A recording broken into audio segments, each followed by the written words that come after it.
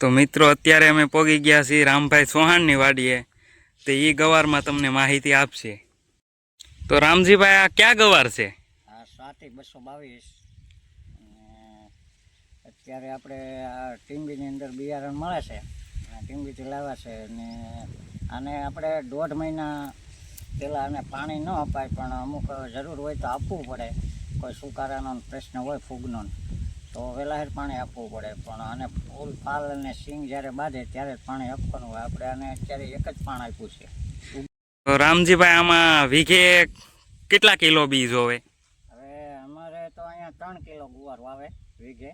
બરોબર. અને પછી જેટલી તમે આની અંદર વળ્યું પાડો એ પ્રમાણે ગુવાર જોવે. કોઈને 4 કિલો જોવે, 5 કિલો જોવે, એવું કાંઈ નથી. પણ આમાં આપણે 8 વળ પાડે, બરાબર, એટલે વીઘે 3 કિલો અંદાજે જોવે. અને વધારે વળ પાડો તો એમાં વધારે જોવે. અને એવું છે આ બધું, જેવું જેનું વાવેતર એ પ્રમાણે ગુવાર જોવે. અને આમાં ઉત્પાદન જો માણસ ધારે તો વગેરે 100 મણ ઉપર ગુવાર નીકળે. બરોબર. 100 થી 125, પછી 150 મણ સુધી ગુવાર ઉતરે.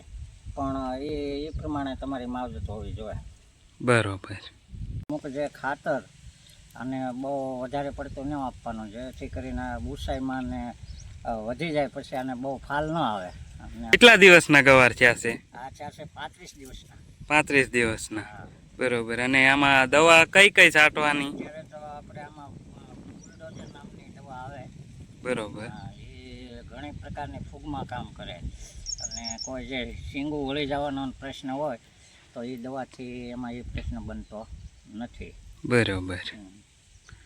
અને કેટલા દિવસે છંટકાવ કરવામાં આવે છે દવાનો આમાં? તો આમાં તમને એવું લાગે પોતાના અનુભવથી કે આમાં અમુક આપણે જે રોગ છે તો એના અઠવાડિયે 10 દિવસે છંટકાવ, બાકી આને વધારે દવા કોઈ જરૂર પડતી નથી.